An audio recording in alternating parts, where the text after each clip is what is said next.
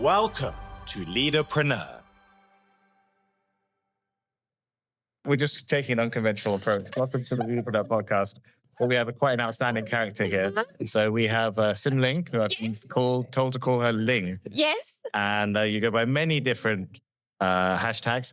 Hashtag Auntie HR. Auntie HR, yes. Rebel Bimbo. Yes, and you're that's about right. to explain that to me because yes. I don't know what it means. Auntie HR is bestowed by my followers. No mid-40 women will call themselves auntie. It has become my pronoun now. All right. Okay. Which is fine. I have embraced it. Yeah, I can see that. Well, it also Bebel Bimbo is also something just came out of the blue. Yeah. Since you don't look very local here, I shall. You can't say that. You can't That's say that. Huh? Yeah, you get in trouble. Actually, no, not in this country. Well, it's obvious trans racist. I don't think, even if you're local, it's probably from during the wartime. From the leftovers from the war. Well, I was on the other team. Well, my family were. We were from Germany. Yeah. Oh, you're from Germany? Yes, we were just talking about that. Yes. Very sensitive, huh? Yeah. We shall skip. No, we can. It's okay here. We've had plenty of time. No need to skip. We can have anything we want. But I think coming back to me. Yeah, I am more important, right? Yes. Yes, I am the guest, right? So to translate, Bebel means nagging. Nagging. Like grandmother nagging. Yes. So you said my grandma, did she nag me a little bit? Huh? Not that nagging. Or your mother? My mother. Oh, my mother? Yeah. I didn't grow up. I think it's a culturally different. It ran in my family. Yeah, I can tell. Something here, but tell me more about that. So you kind of, is it like a nagging Auntie HR? Is that how you kind of see it? But with a little cheeky smile, but secretly you enjoy it? I think if you ask my friends, right, what is that one thing that irks them about me is me nagging. I cannot help it. I honestly think it's inherited.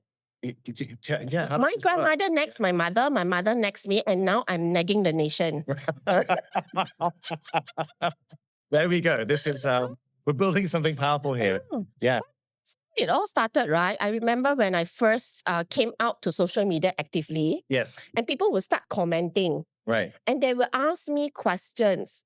And some of the questions, I thought like, how is it you do not know this? So I thought it's like a outlier, right? Like people asking me, for example, something very simple.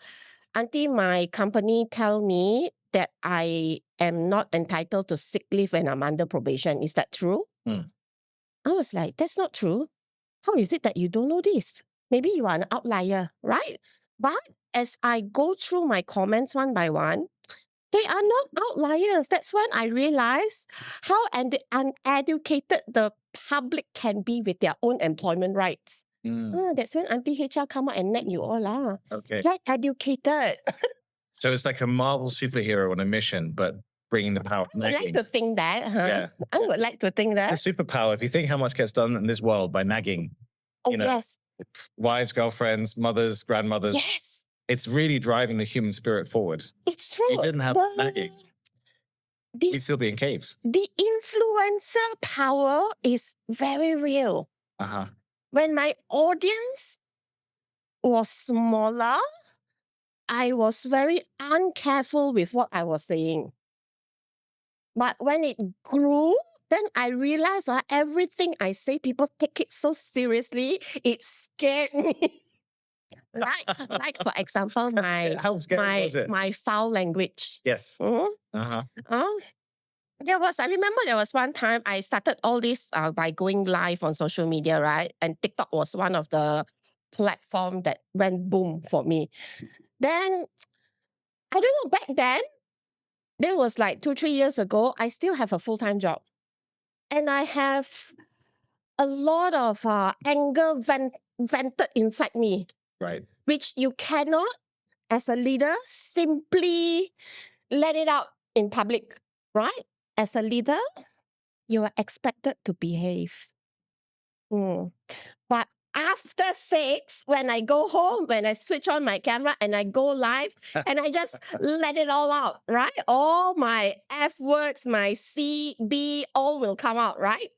Then one day, there was this person who came in. They said, Auntie, I love watching your live. I am 14 years old.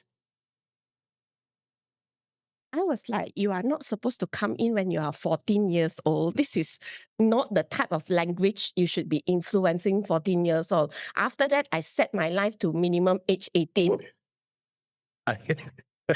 Not something you. Yes, good idea.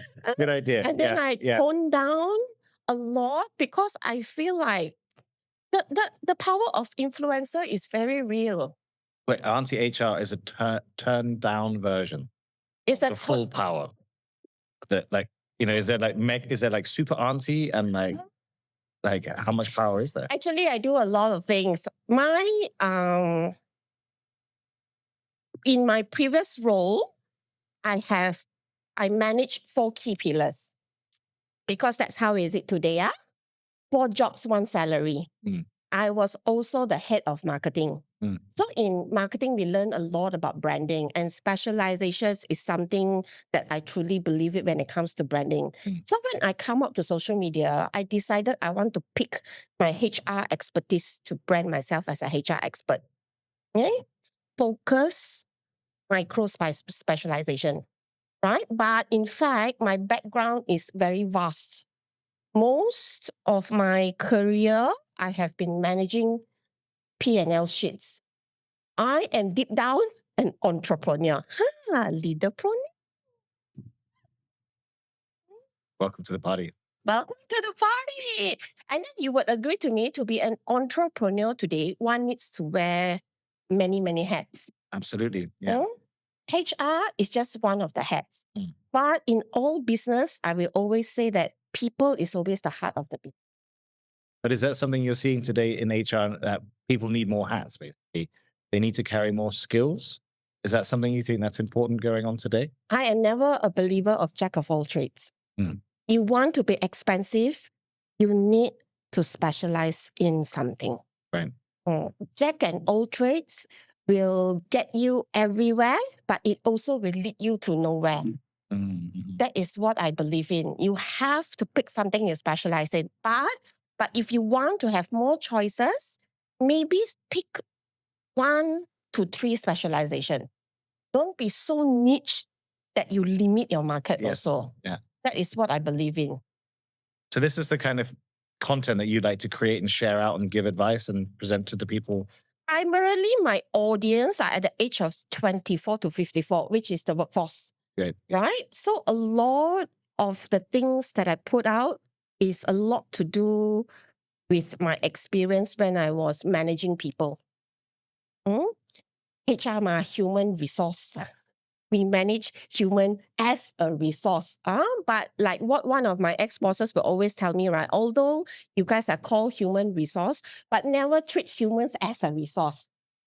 Because it dehumanize the thing. Then they will become a production plan. Yes. Right? Yes. Yeah.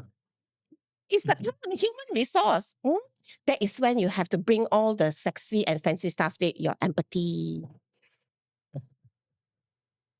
your work-life balance, understanding. Yes. Nowadays, ESG. Yeah, just chuck them in there. What do you think in terms of this idea, though, of calling it human resource? What would you... I actually agree with you. I think it's a bit of a strange name. If you give it human resource, you're going to see them as resources and you're going to dehumanize them. So what term do you think is...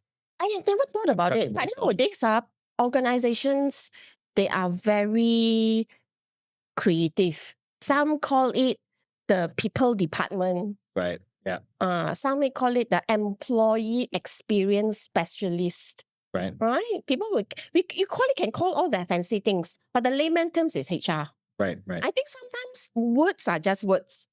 It has no what is the deep meaning? Should we understand the history when the human resource was created? No. We need to understand the objective of why it was being created.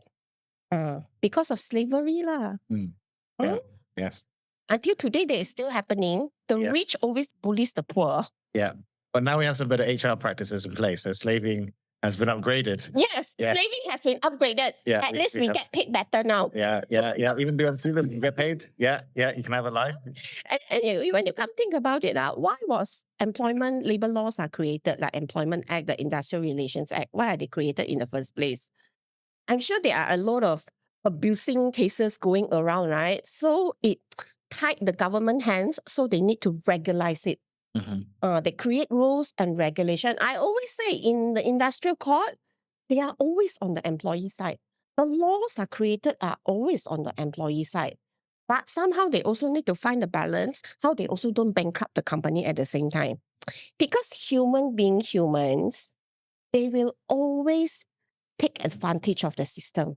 Like for this one, do you believe in companies should give unlimited number of annual leave? Yes, I mean that's what I practiced. But yes.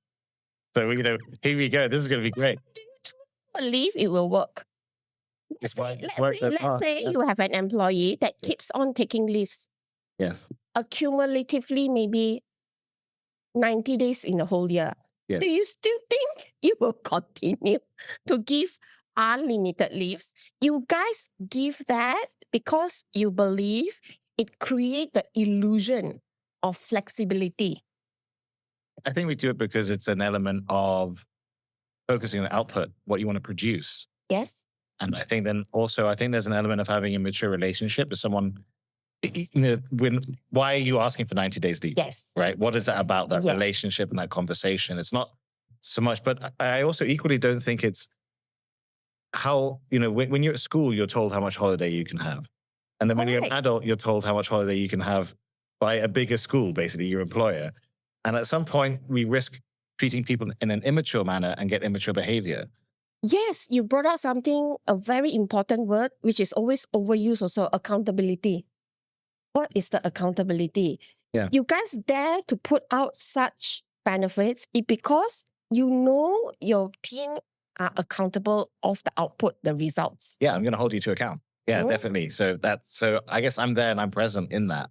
Yes. And then I rather not have people say, oh, can I have one extra day holiday here or this? Life is always lifey. You can't always predict it, right?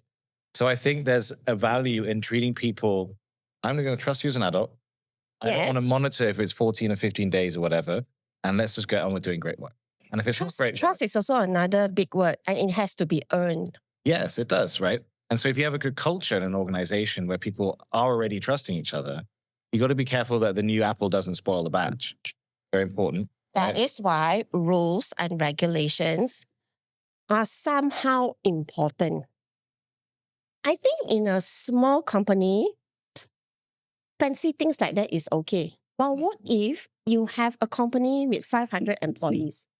Can you trust all 500 of them?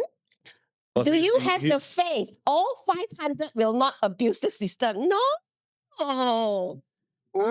Yeah. But who's doing the trusting? Is it the CEO? Who's doing all that trusting? Everyone's trusting everyone else, right? Well, if you want to be very cliche, right? Everybody should trust everybody. But should they? It's earned. It's right? yes.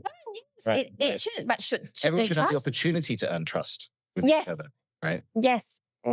This is when the subject of micromanaging will always come up. My boss like to micromanage me. Why? What can I do about it? So obvious, right? Your boss doesn't trust you. That's why you're being micromanaged. So the question is, why the boss doesn't trust you? Is it because you never go fan the boss enough? It's also just help me unpack this. Fan the boss enough. What does that mean specifically? I don't know what you call it in Mat Saleh language. Apple polishing, boot lickers. Boot lickers, right? You've got to have like a big palm, and you're like, you got to fan the boss. In what we call it, we call it satay lah. When you go to Kajang, you eat satay. Then you will fan. Yes. Or we say that we want to cool the boss down. Yes. Okay. Right. That's when we fan you. Okay. Right. Okay. I've seen this. I'm aware of this methodology. Yeah. Okay. Masterfully executed. Sorry for mansplaining to a man. No, please. I help me understand it. Now I get it. Yeah. I don't know kenapa. This is what happened lah. Tato membebel sampai mana dah. it started out with why the labor laws were being created, right? I think Yes. what the laws are Yeah. trying to do is they're trying to find a balance, how to protect employees' right, and yet we don't bankrupt the employer's business. If can, of course, we want to make everybody happy, give you more leaves, more bonus, more increments. Yeah. But can the business sustain? Yeah. These are the things that employees don't think enough. When you are at the boss seat, you have to think like an entrepreneur. What is the ultimate outcome? Bottom line. It's always about the bottom line. We start business to make money, not to make the world happy. I think that's for some people. I certainly did. Trying to make the world a better place. Yeah. It's no harm. You make the world happy and make money at the same time. I think you can make even more money. Like some NGOs. Right. No, not in. Well, it's only subject. Some, not all, some. But we're at our best when we're happy and we produce profit, right? So you get that ability to get the best out of the person. But what do you think? Would Malaysia be suitable for a 4-day working week? Some countries have been pioneering it, testing it. Yeah, in Europe, right? Europe. On 1st January 2023, the government cut down the mandatory working hours in West Malaysia and Labuan by 3 hours only. From 48 to 45. There was already a public outcry. Now you want to cut down another further 5. Not another further 5 plus 8, another 13 hours. 3 hours already, there's a public outcry. You want to do another 13 hours, I think it's a long way to go lah. But for me personally, again, it's like the unlimited leave. Your work, your amount of work will always stay. Just by cutting in by 1 day, it allows you the flexibility to choose not to go to work for that extra day. Yes. But the work that was supposed to be planned on that day will all cram to the 4 days. So is that not better then? You amp it up on the 4 days and then you get a 5th day to kind of... I believe in flexible working arrangement. I don't think it's a bad idea. Right. But in order to make the idea work, the leadership has to be very concrete. It has to be there. You must have policies, rules and regulation. You must have bosses who understand the importance of establishing SMART goals, right? That kind of accountability you want to give to people to cut from 6 days, now it's 5.5 to 4 days. Yes. Right? It's a lot. 1.5 days is a lot. Is it even possible? Maybe it's not possible It's here. possible. Why not? I think it's possible. Like I sometimes don't even work for a month. But yes. Because I'm my own boss now. I determine my unlimited leaves now. But the banks are still chasing me to pay my bills every month, regardless I work or not for 1 month or 2 months. Yes, true, right? Yeah. You still have your accountability, your responsibility that you need to catch up with. Just because the company is going to cut it to 4 days, 3 days, 2 days, doesn't mean your output can be equivalent to 4 days. Well, it could be even higher. I mean, it depends on the work. Yes, it can be also higher because during that 4 days, you work like a mad dog. Yeah. I mean, not all roles, but I'm wondering, because it's one of the things I see a lot here is like that happiness around work-life balance or lack of unhappiness around it, right? But it's always this mystical thing, isn't it? This mystical thing of what, like, as if there is a balance and you can be happy in it.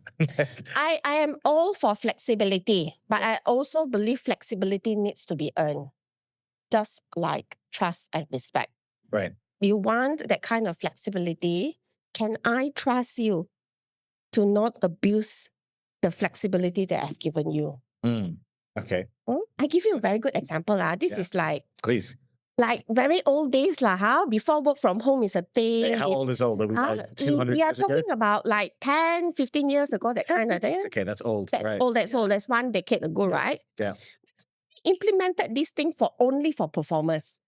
we started implementing our first batch of people going for flexible work arrangement.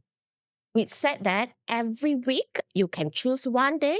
We allow you to have flexible working hours because back then we don't have work from home, that kind of thing. Okay. You have to come into And the this is in office. Kuala Lumpur, right? This is in KL. Yeah. You have to come into the office.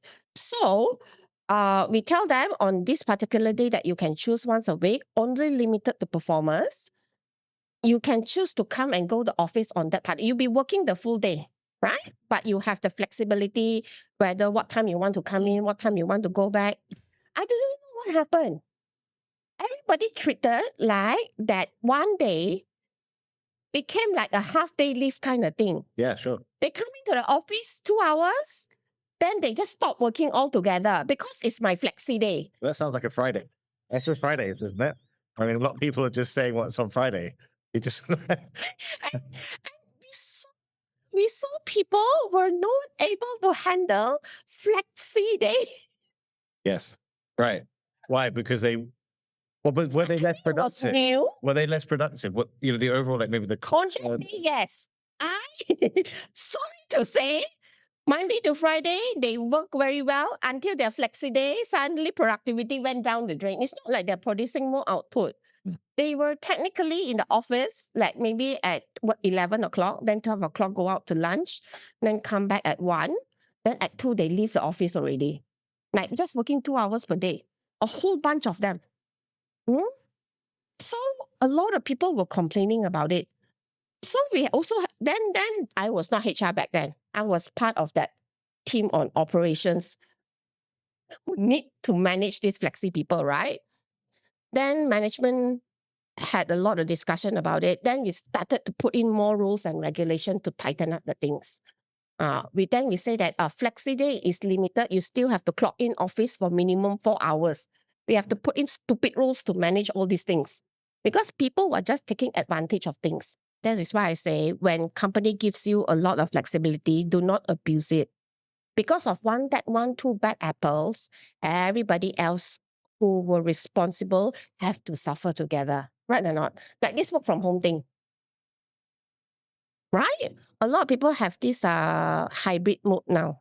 3 days, 2 days, 2 days, 4 days, 1 day, that kind of thing. But the problem is about when work from home thing, we cannot see what you are doing. Right? So when people cannot find you and your productivity go down, bosses will question, is it a good thing? Then what did they do? They demolish the whole work from home thing. Now everybody needs to come to the office. While 90% of the population was productive, but because of that 10% bad apple, they decided to make drastic changes to kill off the benefits. Well, it sounds to me that that's maybe a data issue. They've just got the wrong sample, right? They just got, you meant to do a wider sample, not just like look at the 10% and be like, right, change the whole culture. You are so right. You Right? are It's a bit so reactive, right, huh? Yeah. You are so right. I find that sometimes leaders nowadays, they are so myopic. They always focus on the bad apples Right. Yeah. when they should be focusing 80% of their time on the performers, Yeah. That's where they should. not the bottom 20%. Yeah. I see that a lot. Like people worried about people not, doing the learning they were meant to do, attend the workshop they were meant to attend. Like, yeah. And it's just the energy that's wasted on that versus Yes. investing it in those who are there, ready, doing well, or maybe need a bit of a help, right? You I know, think that's really, really key. you know what happens very often when it comes to this kind of thing? When somebody has tendered their resignation. It's very common now when somebody has tendered their resignation, half their feet is already out the door, right? So it's very natural to see a decline in their productivity. Of course. Yes. It's very common. Not all, but a lot of them are like that. Yeah. Then it drives the boss crazy. Then they will start going bonkers of this one person that is going to lead the organization. And hiring managers are always, head of departments always come to me and they say that, what can we do about this person? Huh? I say, just let them be lah. How long are you going to put up with this person? Another 2 weeks? Yeah. Why do you care? Like, why are we even talking about this? Yeah. We were There's so talking about little it, ROI in the right? conversation. You just give him some simple jobs that you think he is able to do. But if you really cannot stand him taking a free ride, right? Then talk to him. Would he want to leave early? Put them on garden leave lah. Yeah, exactly. Just there's other things to focus on. Yes. Don't Yes. upset about that. Yes. Don't look at that 1 cent, 2 cents thing. Yeah, don't get blinded, myopic, as you said. Yes. Right? Right. That's it. Mm. What else do you think that people in the HR profession are too myopic about at the moment? HR. Mm. I think trying to make everybody happy. I think that is the biggest HR problem. Just I can imagine a lot of people nodding their heads with you right now. just try to make everybody happy. It is so hard. But I always say this, even as HR, I am also an employee.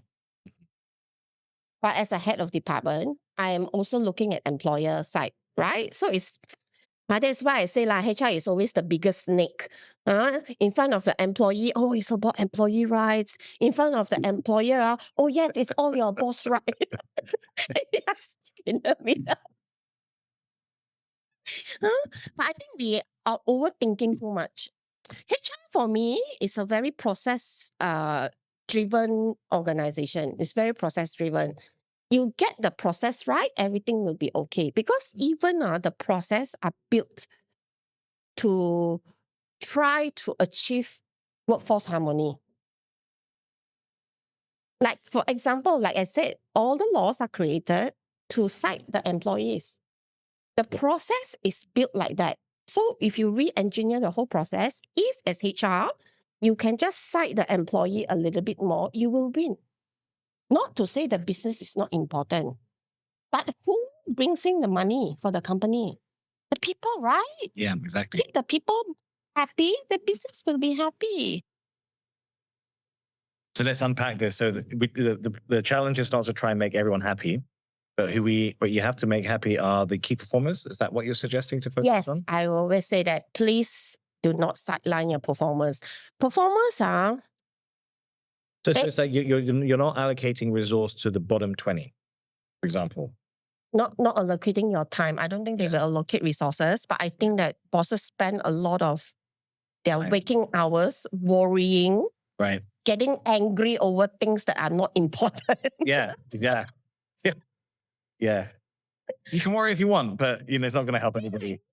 I'm getting angry with my haters. Like for what? Oh, you love it. If there were no haters, there'd be silence, which would be even worse. But you still cannot help it. Like somebody say something negative, right? It still irks me. It irks me. I lose sleep over it because this is the problem. Whatever they're saying makes sense. It hurts because it's true. Yes. But at least it shows you that you're alive. Yes. And if it really hurts, it's a really good one. It's the consolation. You're like, oh, it's our consolation prize. Yeah. The pain was worth it. They were really right. But not all feedbacks are constructive. Well, I think maybe they shouldn't be, right? What's the point if you're always constructing a feedback? Sometimes you just got to be like, listen up. Some people are just putting out feedback, especially keyboards or just want to menganjing lah kat situ. You know what is menganjing or not? I don't know everything. Like barking like a dog. Then they're happy. How? Like a what? Just barking like a dog. Menganjing. Like woof, woof. Woof. That is a very polite British dog. Okay. Woof, woof.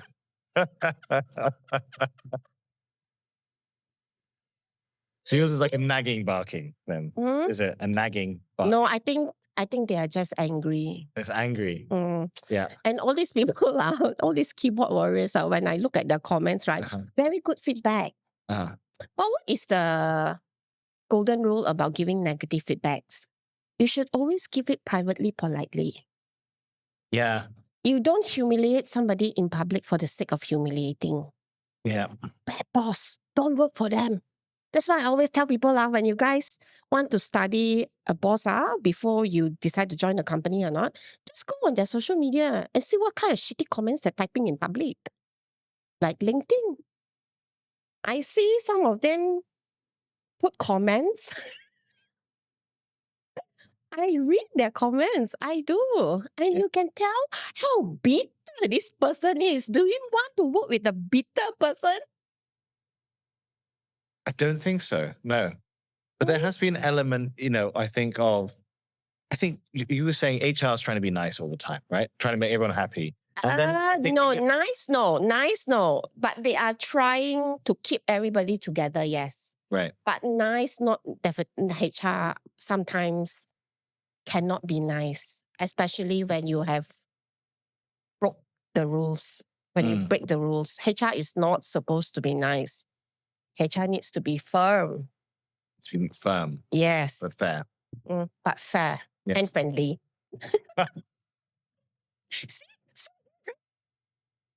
Well, I mean, maybe because hard. sometimes I wonder if HR is afraid of its own shadow, and it doesn't just step in with power and authority that it has.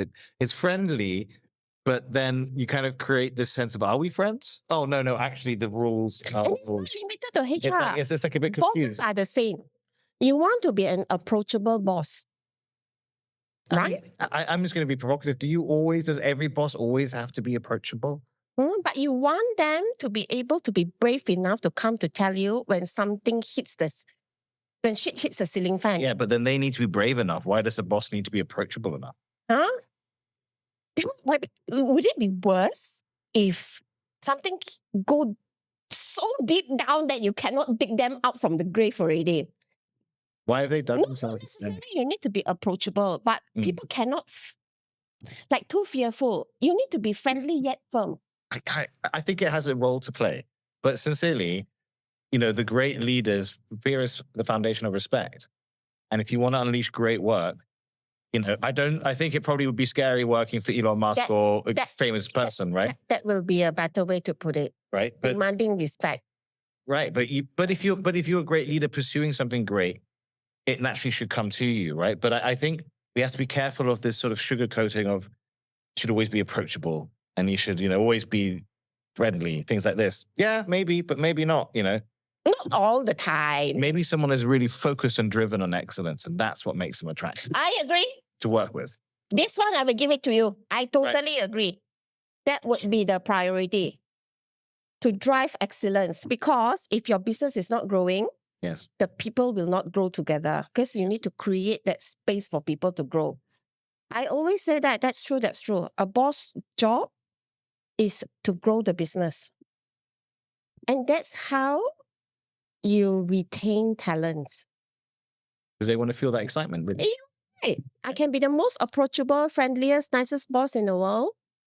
But if my business is forever just billing 500,000 per year, how many staff I can hire? Yeah. If I don't hire staff, how do I promote you to become a manager? Yeah. Because there's nobody to manage in the first place.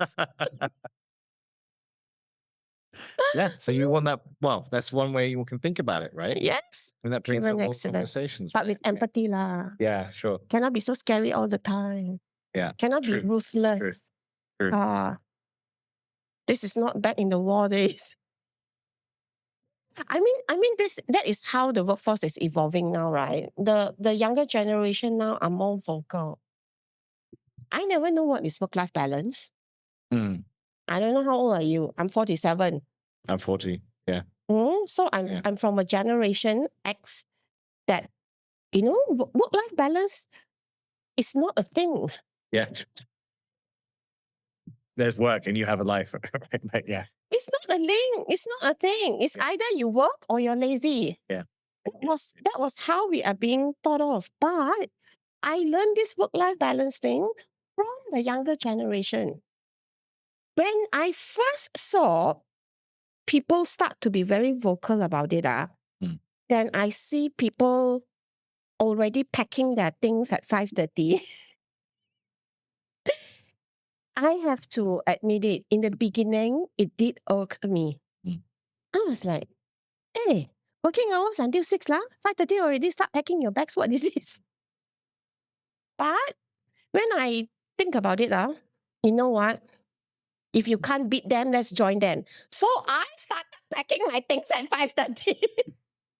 And then I realized it brought me so much joy. When it's not about work all the time. And the next day I woke up happier and I come to work chirpier. I scold lesser people. Gotta be careful, otherwise you're And I became more productive. So I always embrace what the youngs has to say and have to teach.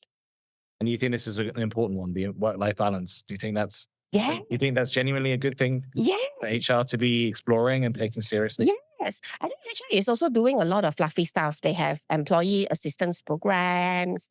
They organize a lot of team building. In Malaysia, we always organize makan. Everything is about eating all the Yeah, time. that's not team building.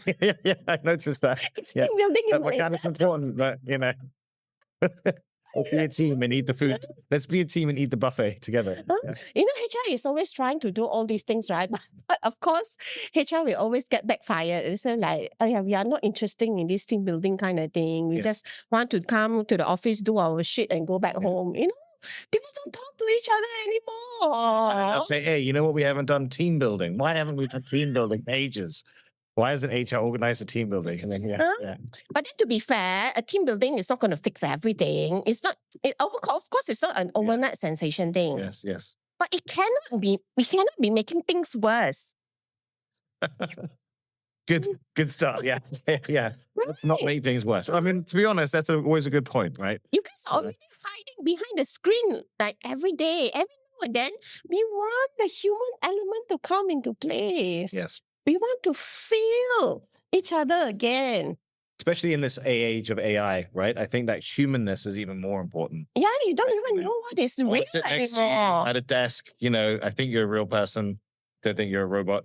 Mhm. And then, And this is when the conversation about authenticity comes out, right? People are drawn to real, authentic characters. yes, because there's something interesting to say, right? And they're being themselves, which indicates trust and confidence. Because it's freedom. Yeah.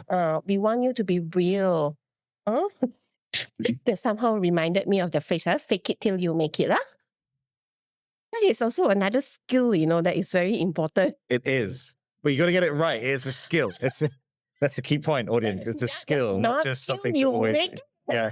Don't fake everything because then you won't make it. You actually have to have some ability. Huh? But yeah, I think it's also not drowning yourself in imposter syndrome, right? And putting yourself under too much pressure, right? I have a tendency to do that. I put myself under too much pressure and I go into over preparation mode, and then my mood becomes a bit negative, and I become, I don't even want to be doing this anyway, Yeah. right? And then I'm like, just chill out, yeah. Then it becomes analysis paralysis. Yes, Mm. and you're stuck in there. And I'm actually Overthinking. I also am an overthinker. I'm very bad at it. As in, I'm very good at overthinking. Huh? Yeah. overthink too Yeah. much. I am also overthinking, and it's very hard to let go. Because I think we secretly enjoy it. It scratches an itch. I find I'm like, oh, look, I proved how clever I am with my clever analysis of thinking about Mhm. something. And I've just validated myself in some small. What is it? Something kinky? Is it like what? Guilty pleasures? Yeah, it's a guilty pleasure. It's like I need to stop thinking so much. So I think that's a good idea. Yeah. So then I'll keep thinking about how I'm not going to think. Yes. Just like this conversation, sometimes it will spiral to nowhere. When you overthink, it do not goes where. That is when you need somebody down to earth to bring you back together also. Yeah. Come back. Yeah. Need to be practical. I'm quite a grounded person now. My colleague Malia has told me this. She actually said before this, you're very grounded now, Jan. So it's going to be fine. Huh? Yeah. Nice. It's always nice to be grounded. But every once in a while, we also want to float up in the air and Yeah. see what's outside. Exactly. Yeah. Well, on that note, what do you see as being in the air at the moment for HR? Because we are running out of time, so we're going to have to start bringing it to an end. But I'd love to keep going with you, and I'd love to kind of get some thoughts about what are you feeling on the gossip channels? What's the tea telling you, or is there something that you're getting an intuition around? What is going to be big for HR, I will see in the next few years, is HR automation. Really. What does that mean? Can you tell us a bit about that? I think a lot of HR nowadays, they will tell you they are very tired. Because, like I said, right, HR is very process-driven. Yes. And process-driven means tons of paperwork. And tons of paperwork means like just doing transactional things day in, day out, day out. Just transaction, not very strategic. But in order to make HR break free from being very transactional, have to create time. And I believe the technology in all this AI HR automation is able to free up HR time a lot so they can focus more on the strategic part of the business. Then they can start treating HR like a business. I am a very different kind of HR.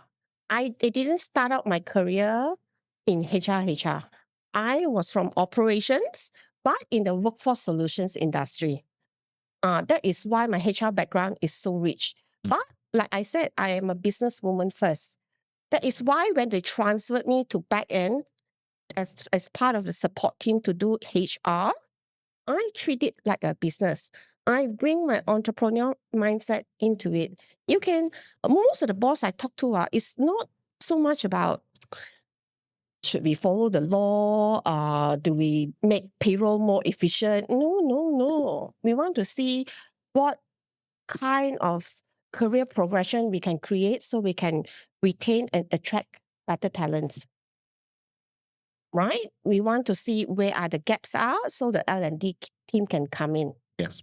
Right? And at the same time, we are also bogged down with a lot of paperwork. And I think HR automation is going to be a game changer. Yeah. Yeah. Right. I can only agree. I mean, the amount of times I've seen HR professionals struggling with a big Excel spreadsheet. Yes. That's your life, and you're trapped in this spreadsheet, and it's like you're saying, there has to be a better way, right? There has to be a better way. So there are a lot of all these fancy software out there, like Brio HR. Then you have people like Paywatch. They are trying to automate things as much as they can. But of course, you don't expect when you adopt AI, when you automate your thing, everything will be like smooth sailing. No, we are not there yet. I have not really seen a really intelligent system yet, a really true blue intelligent system, but we are getting there. Yeah. Huh? Yeah. When ChatGPT first came out, it went up crazy so quickly, AI. I am looking forward to see what's going to be like in the next 5-10 years, how technology is going to so-called replace us humans. I would like to see that. Which I don't think it will. Because people are always yearning for real connections. Yes. Ultimately. And I think that's one of the things I was really inspired by what you said about what HR leaders should do. I can only agree with you. And for me, the particular emphasis is on so that you have the time and opportunity to be strategic. Yes. I think too many HR managers manage themselves into just thinking about the operational reality. Yes. And they're forced to do that because there's not enough time and they're under so much pressure to do so many. Yes, because we also want to have work-life balance. So aggressively automating HR. Yes. Right. And seeing it as a priority for the HR team frees up capacity to be more strategic, step into the business. Yes. And really, perhaps what the role then becomes is to connect the business together as humans. Yes. A business is just a bunch of people coming together and hallucinating and imagining a business. Absolutely. Right? I am all for automation, whether it's in manufacturing, in HR, in accounting, anything. I think all these tools are there to make things easier. Honestly speaking, I feel compared to 20 years ago as a consultant, with all the technology around, my output can be much greater. Yes. Really. Like during my days, we have to fax resumes, Does anybody even know what is a fax? I do. I'm with you. But not necessarily everyone. We're at that stage. Then it came in, right? You can just attach the document and send to the client rather than standing on the fax machine. Then you have to call the client. Do you receive my fax? Yeah. It's 7 pages. 7 pages? Which page is missing? Oh, gosh. You'll never know. If you don't know, you don't know. This was advanced technology. Huh? It totally blew my mind when all this... I embrace technology. I am always excited to see what is new to come. Well, on that note, I think that brings us to the perfect moment of what we can end their podcast on. Excited to see what comes. It's also a very modern marketing thing. Yeah. We get these great characters here. And What are these? I've been looking at it. these are the Leadapreneur avatars. So Blue is innovator. Oh, are they Green's coach. inspired by something? Our own Malaysian artist hand drew these. Our own Malaysian artist hand drew this? Yes. Oh, Yeah. wow. So she's very talented, and so she draws these for us. I like that it's not a jantan. And then we've been figuring out how to get this into 3D printed models. You know this, they always post this, I don't know, AI generated 3D model. Yes. You actually made it into a real one. Yes. Super cool. So when you do the program, you do well, you earn innovation coins and can then spend them on upgrading your avatar. It's so nice. I love all this superhero thing. It's very entertaining. It brings out the energy, brings out the project, right? Let's have a little bit of fun. Yes. Serious but fun. Yes. Serious but fun. Just like professional Bimbo. Serious but fun. Well, that's what I'm going to say, taking away from this. I've never had a chance to interview a professional Bimbo, but now I have. Now you. And it's been a real pleasure. Thank you so much. Thank you, Len. Jan. Thank you, Len. That's been the Leadapreneur Podcast. Like and subscribe. Thank you. Bye.